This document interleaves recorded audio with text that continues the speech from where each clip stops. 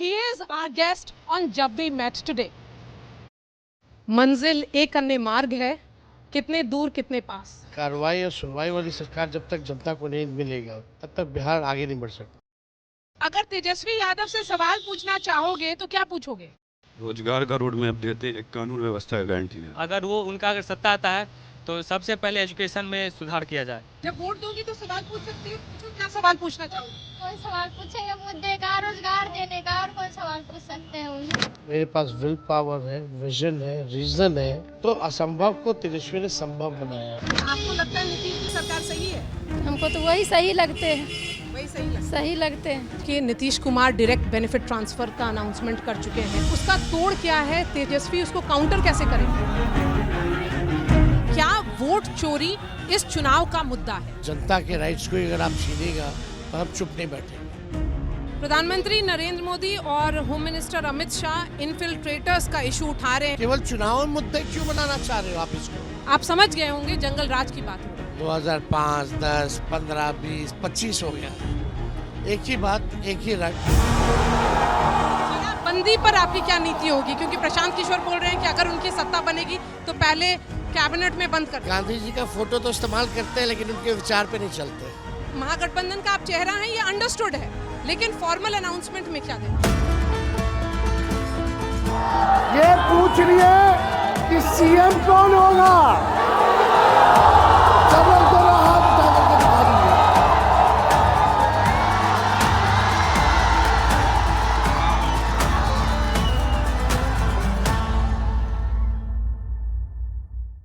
Bihar has been the crucible of India's political churn, a state where caste, coalition and shifting loyalties shape the political narrative.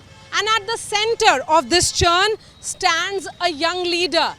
He is our guest on Jab We Met Today.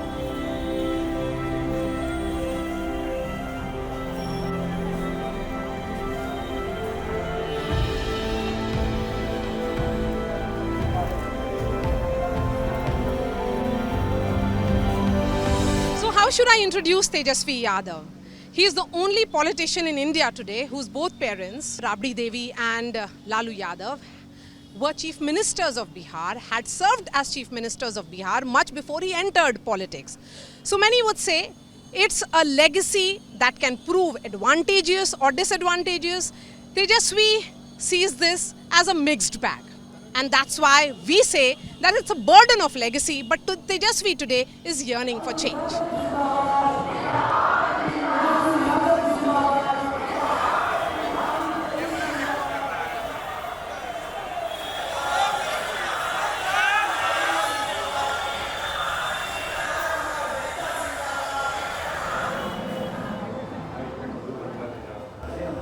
आदाब, कैसे हैं आप?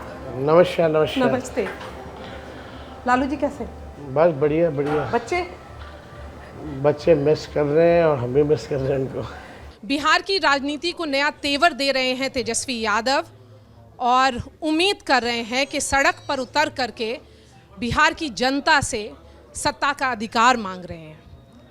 आज मैं समस्तीपुर में हूँ, circuit house से तेजस्वी को ट्रैक करेंगे हम लोग।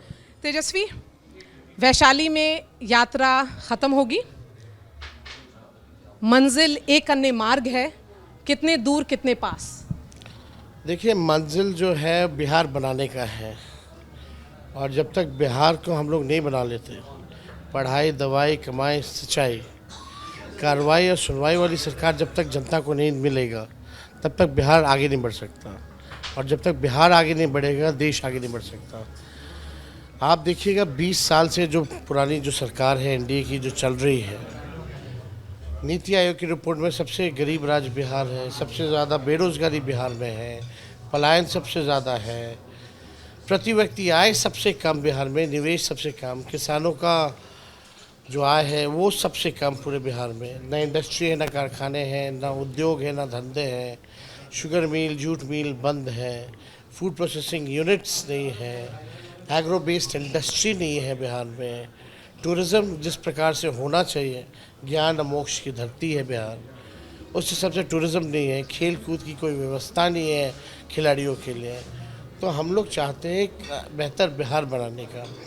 आप भी बिहार से हैं, हम भी बिहार से हैं। हम लोग भी चाहते हैं कि बिहार जो है अव्वल राज्यों में आए, लेकिन बिहार को बनाने के लिए विल पावर चाहिए, विजन चाहिए, जो कि इस सरकार के पास नहीं है। मुख्यमंत्री नीतीश कुमार जी का इकबाल जो है ख़त्म हो चुका है।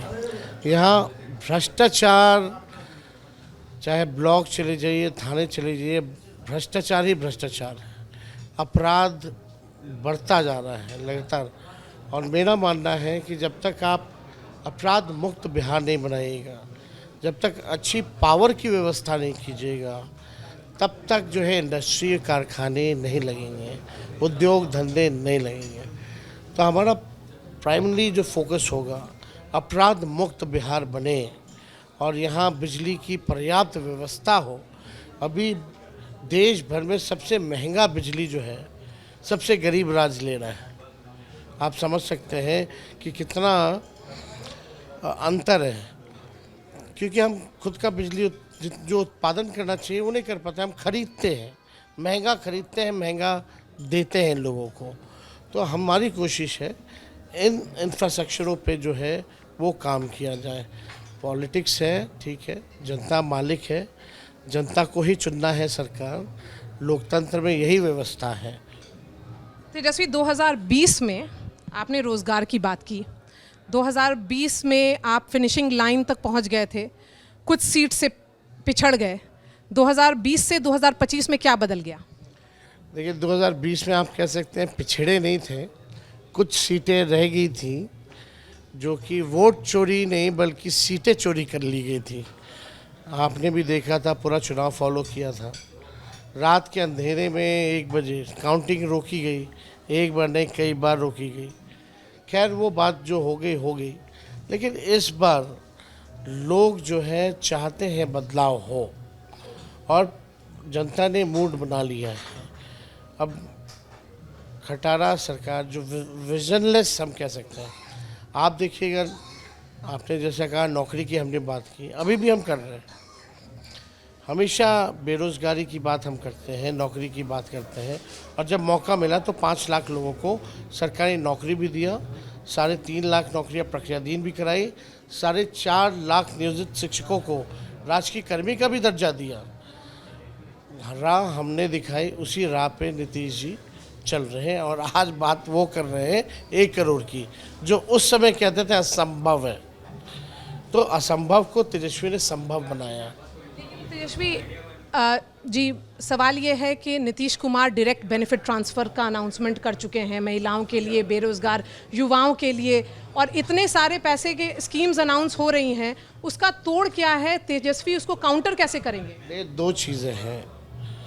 ये विज़न हमारा जो है ये सरकार कॉपी कर रही है, चाहे नौकरी हो, चाहे पेंशन बढ़ाने की बात थी, चाहे माई बहन मान योजना की बात हो, चाहे 200 यूनिट फ्री बिजली देने की बात हो, चाहे डोमिसाइल लागू करने की बात हो, चाहे युवा आयोग की बात हो। तो ये सरकार केवल नकल कर रही है। जब तेजस्वी कहता था तो बड़े बड़े विद्वान टेलीविज़न पे डिबेट करते थे, कई महान पत्रकार हमसे सवाल पूछते थे, पैसा कहाँ से आएगा? जो अभी का जो बजट बना, बजट सेशन अभी ख़त्म हुआ, आपने भी देखा होगा, कहीं बजट में नीतीश जी ने प्रोविज़न किया है इन स्कीमों का? नहीं किया। तो अब उन लोगों से, एनडीए में बैठे जो लोग हैं, उनसे कोई सवाल नहीं कर रहा कि पैसा कहाँ से आएगा। लेकिन बात यह है कि जो हम कह रहे हैं वही ये सरकार जो है कर रही है। इनके पास विजन नहीं है, ब्लूप्रिंट नहीं है, रोड मैप नहीं है। और मैं आपको यकीन के साथ कह सकता हूँ, अब तो हम नोटिफिकेशन के बाद अपने क्षमता का हमने तो 5% भी काम नहीं किया है, ना बातें कही हैं। आने वाले नोटिफिकेशन के बाद हमारे पास पूरा ब्लूप्रिंट है, रोड मैप है, मेरे पास विल पावर है, विजन है, रीज़न है। तो वो सब अनाउंसमेंट का इंतज़ार करना होगा। एकदम चुनाव से पहले लोगों को अब कितना दिन ही रह गया है, 15 दिन रहेगा वो मुश्किल से।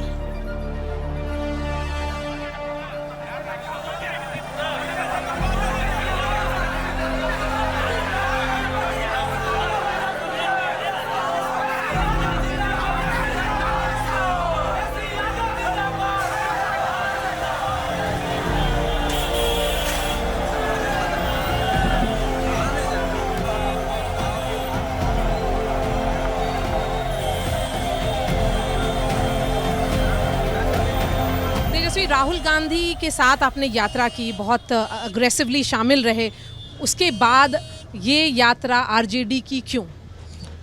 देखिए, हम लोग बिहार में 38 ज़िले हैं, 2 पुलिस ज़िला है।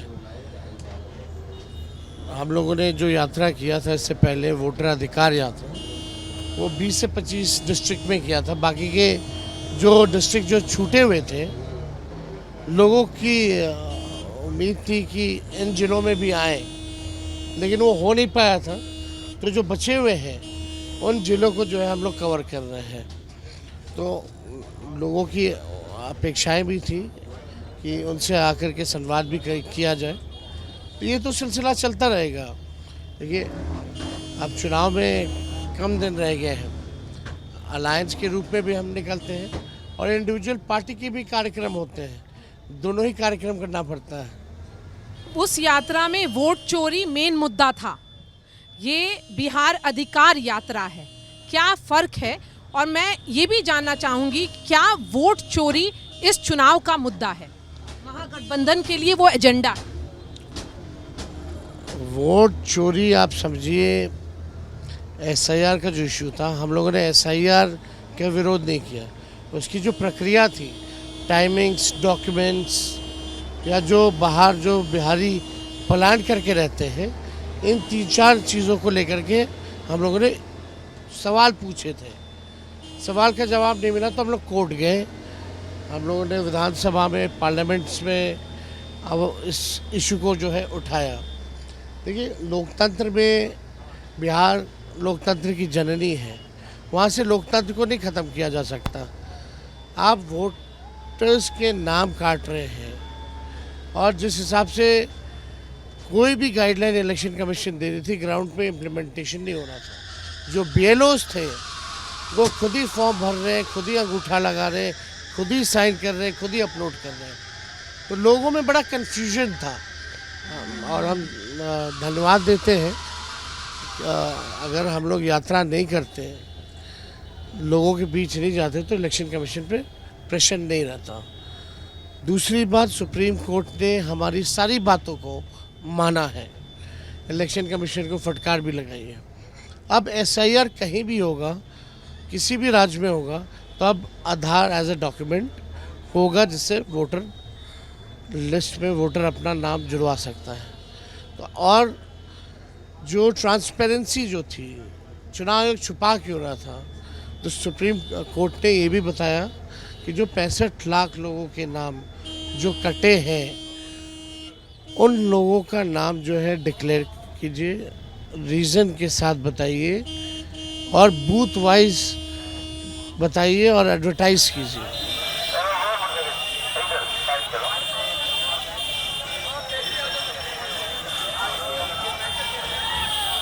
प्रधानमंत्री नरेंद्र मोदी और home minister Amit Shah infiltrators का इशू उठा रहे हैं और बार बार कह रहे हैं कि जो महागठबंधन की पार्टियां हैं, आप और कांग्रेस घुसपैठियों को बचाना चाह रहे हैं। हमें तो ये नहीं पता घुसपैठिए है कहाँ, पहले ये तो बताओ। पहले पता तो चले कितने हैं, कहाँ है। 20 साल से नीतीश कुमार जी एनडीए की सरकार है बिहार में, 11 साल से नरेंद्र मोदी जी प्रधानमंत्री है।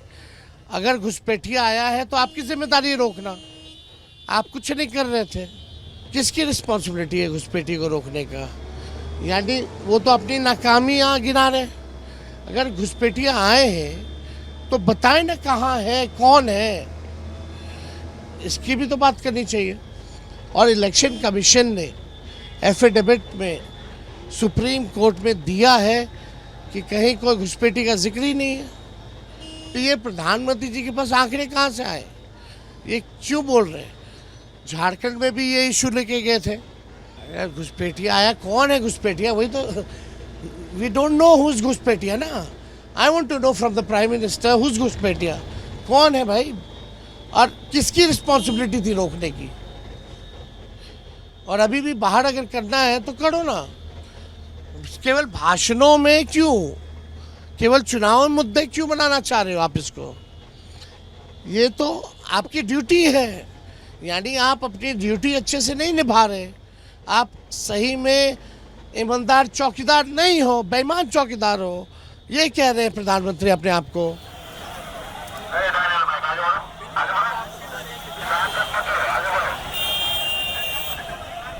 प्रधानमंत्री बार बार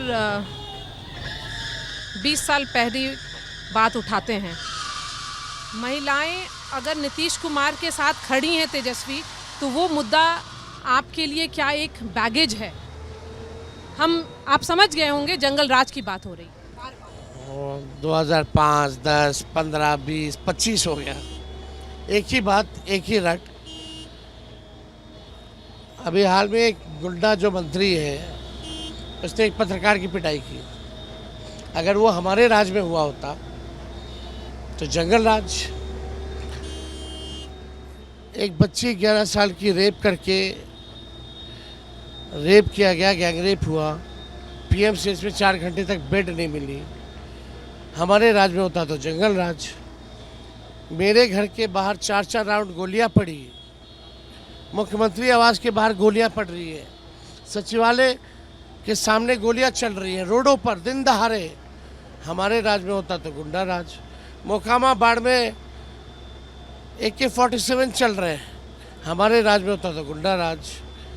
आप देखिएगा मुख्यमंत्री के गृह क्षेत्र में एक बच्ची का बलात्कार करके खेत में लाश फेंक दिया गया, 9 कील उसके पैर में ठोके हुए थे, हमारे राज में होता तो जंगल राज। खेमका जी की हत्या गांधी मैदान के ठीक सामने उनके घर के बाहर होती है।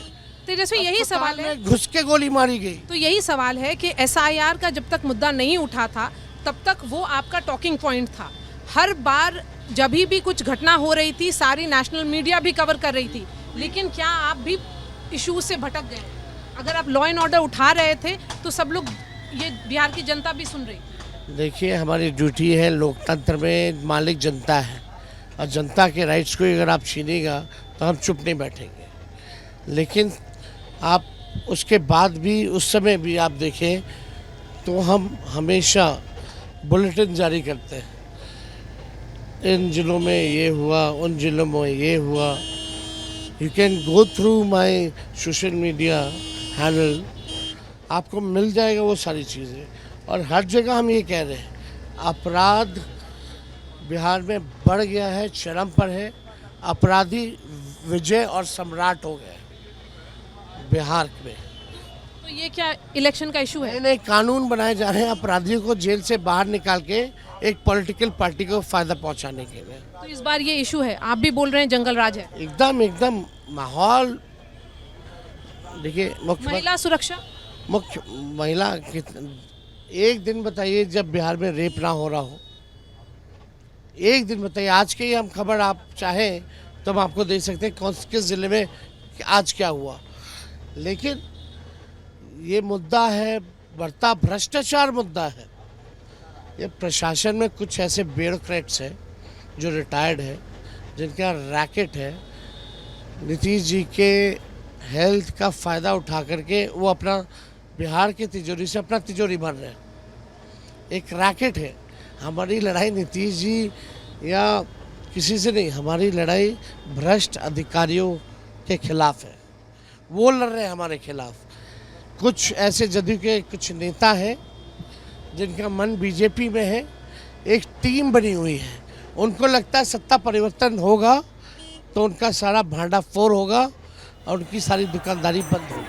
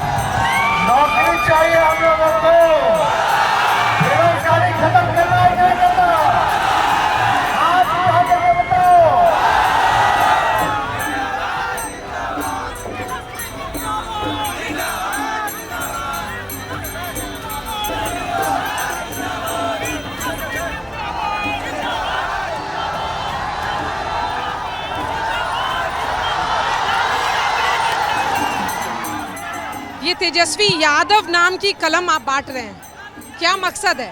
लोग बंदूक बांट रहे हैं, गोलियां चला रहे हैं। हम चाह रहे हैं कि लोग कलम की ताकत को पहचानें। यह प्रतीक है, कलम से ज़्यादा ताकतवर कोई चीज़ नहीं है। लोग शिक्षित बने, लोगों के हाथ नौकरी रहे, बेरोजगारी दूर हो, ये मकसद है। तेजस्वी, 2020 में विमेन एक फैक्टर रही आपके लॉस के लिए भी।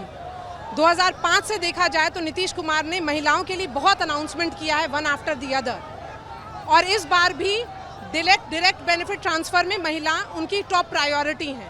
तो ये जो कॉन्स्टिट्यूएंसी है वो आरजेडी से दूर क्यों हो रही है? महंगाई है सबसे ज़्यादा चरम पर, तो आप समझ सकती हैं कि सबसे ज़्यादा मुश्किल जो है महिलाओं को है। आप देखिएगा अगर अपराध बढ़ रहे हैं तो वुमेन पे जो क्राइम जो है उसका रेशियो जो है, परसेंटेज जो है वो काफ़ी तेज़ी से बढ़ा है। यानी एक तो महंगाई की मार और एक सुरक्षित महिलाएं नहीं हैं। देखिए इस बार हम लोगों ने माई बहन मान योजना लाया, ये देखते हुए कि भाई उनकी आर्थिक स्थिति जो है उन लोगों को आर्थिक न्याय दिया जाए, तो ये सरकार उस चीज़ की भी कॉपी कर रही है। वुमेन एम्पावरमेंट होना बहुत ज़रूरी है, आधी आबादी है, और इसको लेकर के हम लोगों ने कई बार जो है महिला संवाद भी हम लोगों ने किया है। जो बातें, जो मुद्दे जो रखी है हम लोगों ने, मुझे पूरा भरोसा है कि इस बार माताएं बहनें सब एक होकर के, एक पक्ष होकर के इस सरकार के खिलाफ वोट करेंगी। जितनी जीविका है, आशा है, ममता है, स्वयं सहायता समूह है, उनका शोषण हो रहा है सरकार में। आप जाके आंगनबाड़ियों से बात कीजिए, आप जाके जीविका दीदियों से बात कीजिए। जो जीविका दीदी जो सीएम है उनकी अलग समस्याएं हैं। कई महिलाएं जो उधार ले लेती है जीविका में, महंगाई के कारण या बिजनेस ना चलने के बाद जो है लोन वापस नहीं कर सकती है। उनसे जाकर के बात कीजिए जो परेशानियां हैं।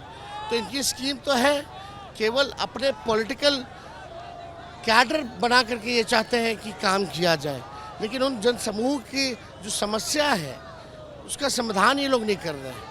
जबरन जो है मोदी जी की रैलियों में लाया जाता है, टीचरों को कंडक्टर बनाया जाता है, स्कूल की छुट्टी कर दी जाती है, आरटीओ से private bus, school bus, government बस सब लगा दिए जाते हैं केवल भीड़ दिखाने के लिए। तो लोग इस बार बहुत परेशान हैं। भ्रष्टाचार, अपराध से लोग मुक्ति चाहते हैं। शराबबंदी पर आपकी क्या नीति होगी? क्योंकि प्रशांत किशोर बोल रहे हैं कि अगर उनकी सत्ता बनेगी तो पहले कैबिनेट में बंद कर दें। कौन क्या बोलता है इससे हमको फ़र्क नहीं पड़ता है। ये लोग वो हैं, गांधी जी का फ़ोटो तो इस्तेमाल करते हैं लेकिन उनके विचार पे नहीं चलते, जिनकी कोई विचारधारा नहीं। पीछे गांधी जी का फ़ोटो, और गांधी जी शराब के खिलाफ थे और ये कहते हैं कि शराबबंदी ख़त्म कर देंगे। हमारा ये राय है कि इस नशा मुक्ति होनी चाहिए। केवल शराब का ही नशा नहीं, जितने और भी तरह के नशाएं हैं उससे लोगों को मुक्ति होनी चाहिए। इसके लिए विशेष अभियान चलाना चाहिए, लोगों को जागरूक करना चाहिए, जो कि कोई इसके बारे में बात नहीं कर रहा। एक बंद करने की बात कर रहा है, एक चालू करने की बात कर रहा है, लेकिन जो लोग नशा के आदी होते जा रहे हैं उनको बचाने के लिए, नशा मुक्ति के लिए कोई बात नहीं कर रहा, जो आरजेडी करेगी। तेजस्वी, इस बार का चुनाव क्या है? देखिए इस बार का चुनाव जो है जनता से है वो आप जानिए। ये दिल्ली से आई है, आज तक चैनल है, और पूछ लिए इस बार कौन जीतेगा, कौन जीतेगा बताइए। ये पूछ लिए कि सीएम कौन होगा, एकदम सुनाई नहीं दे रहा, जोर से बोलना।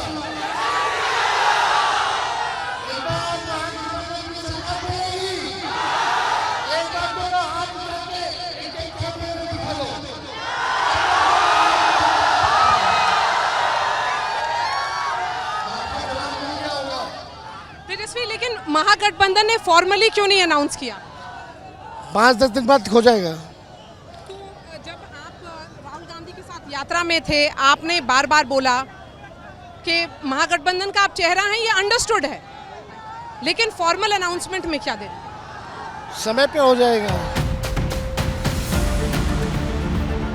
The battle for Bihar has truly begun, and Tejasvi Yadav knows that challenges are multifold. He may be drawing the crowds, but like they say about my state Bihar, don't just go by what you see. The real challenge for Tejasvi lies ahead, whether he can convert support into votes, and that remains to be seen.